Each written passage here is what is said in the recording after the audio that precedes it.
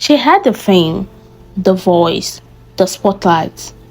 But behind it all, Demi Lovato was quietly falling apart.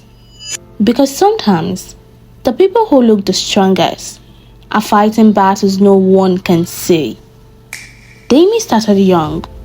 Disney, music, global attention. Everything was moving so fast.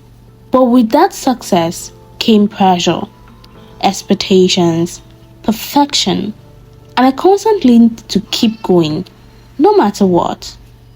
Behind the scenes, things weren't okay. Struggles with mental health, identity, and the weight of fame started building up. And for a while, it all became too much. Then came the moments that changed everything. A sudden health crisis forced everything to stop. Not just her career, but her life. It was a wake-up call the world couldn't ignore. But instead of disappearing, Demi chose to be honest, to speak out, to rebuild, to take control again. And that changed her story completely.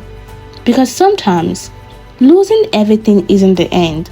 It is the moment you realize that you can finally start over. What do you think? Was this our strongest comeback ever?